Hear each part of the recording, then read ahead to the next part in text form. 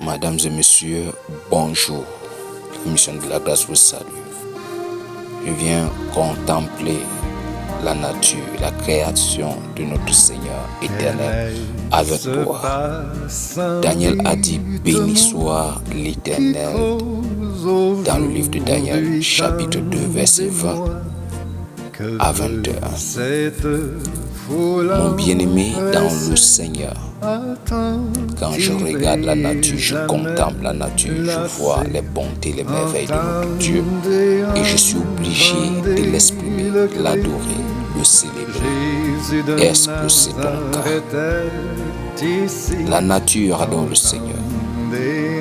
Toi, même si rien ne va, même si tu pleures, même si tu es couché, abandonné par toi-même, celui qui t'a créé ne t'a pas abandonné. Il ne t'a pas abandonné. Il est là avec toi. Les gens te rejettent. Il est là pour guérir tes blessures. Il est là pour te relever. Même quand tu es malade, tu prends les médicaments. C'est le Seigneur Jésus-Christ qui t'accorde la grâce, qui met le sceau, qui bénit ces médicaments pour que tu puisses guérir. Donc, bénis de Dieu. Il est là pour relever ta tête, pour t'amener plus haut, pour te conduire. Regarde à lui. Jean chapitre 1. Verset 12. À tous ceux qui l'ont reçu, il a donné le pouvoir de devenir enfant de Dieu. Il peut briser les chaînes qui te retenaient encore captif, couper ses liens. Même quand l'eau veut t'envahir, veut t'engloutir, le Seigneur Jésus est là pour te soulever. Il est là pour te débarrasser de cette charge. Qu'est-ce que tu portes qui te dépasse? Venez à moi, vous tous qui êtes fatigués et chargés. Il a dit, même si tu es dans l'eau, noyé, il t'étend la main. Quand tu dors, il est là, il te couvre de sa main. Somme 81, 11, verset 6. Lève tes mains vers le ciel, prie sans cesse. Regarde à ton Dieu, bénis le Seigneur. Il veut te tenir dans ses bras. Il est là, si proche de toi, que tu ne peux imaginer. Le tombeau est vide. Le Seigneur est glorieux. Le lion de la tribu de Juda, il est là. Il veille sur toi. Il veut te porter dans ses bras. Il a dit, même si une maman oubliait ses enfants, moi l'Éternel, je ne t'oublierai jamais. Dans le livre d'Ésaïe, prie sans cesse. Pendant les ténèbres, la nuit, prie. Lève-toi, prie. Il est là, il t'écoute. Le Seigneur Jésus, je serai avec vous jusqu'à la fin du monde. C'est ce qu'il a dit. Prie avec ta famille. Conduis tes enfants vers les voies de l'Éternel.